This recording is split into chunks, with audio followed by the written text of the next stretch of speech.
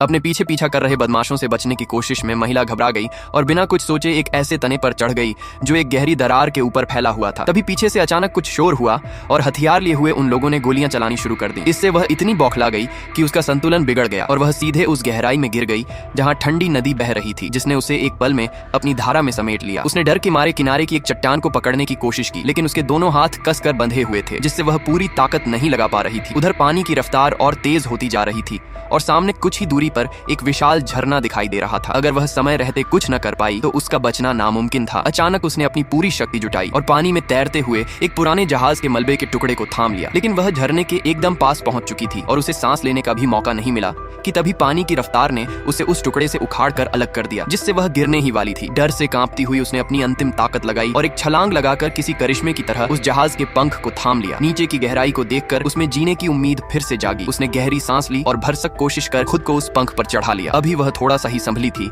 कि तभी उस पंख से चरमराने की आवाज आने लगी। अचानक एक तेज आवाज के साथ वह पंख टूटने लगा। महिला ने पूरी ताकत से खुद को खड़ा किया और जैसे ही पंख पूरी तरह बिखरने वाला था, उसने जान की बाजी लगाकर जहाज के मुख्य हिस्से की ओर छलांग लगाई और आखिरी मौके पर उसे पकड़ लिया, जिससे उसकी जान बच पाई। इसके बाद वह लुढ़कती हुई टूटे हुए केबिन के अंदर पहुंच गई और जमीन पर गिर पड़ी, क्योंकि बीते कुछ पलों ने उसकी सारी ताकत खींच ली थी। उसने किसी तरह खुद को संभाला। तभी उसकी नजर पास पड़े एक नुकीले मेटल के टुकड़े पर पड़ी। महिला ने बिना देरी किए अपने बंधे हाथों को उस धारदार किनारे पर रगड़ना शुरू किया और पूरी ताकत से रस्सी काटने लगी, लेकिन तभी जो हिस्सा अब तक स्थिर था वह पानी की रफ्तार से डगमगाने लगा। हालात बिगड़ते देख उसने काटने की रफ्तार बढ़ा दी और जल्द ही अपने हाथों को आजाद कर लिया। फिर उसने पास के और हिस्से को अपने पैरों से दबाव डालकर पकड़ लिया, मगर खतरा अभी खत्म नहीं हुआ था। अगले ही क्षण वह जहाज का हिस्सा जो पूरी तरह टूटा हुआ था दो पर्वतों के बीच फंस गया और महिला उसी के भीतर कैद हो गई। अब वह ऊपर भी नहीं जा सकती थी और नीचे गिरने का मतलब सीधी मौत था। उसके शरीर की हलचल से भी जहाज का संतुलन बिगड़ सकता था। जीने की चाह ने उसमें फिर से उम्मीद भरी। उसने चारों ओर देखा और परिस्थिति को समझने की कोशिश करने लगी। तभी उसे ऊपर की ओर एक पैराशूट लटका दिखा। उसने बिना देर किए उस तक हाथ बढ़ाया और उसे थामने की कोशिश करने लगी। कई कोशिशों के बाद उसने पैराशूट थाम ही लिया, लेकिन उसी समय जहाज का निचला हिस्सा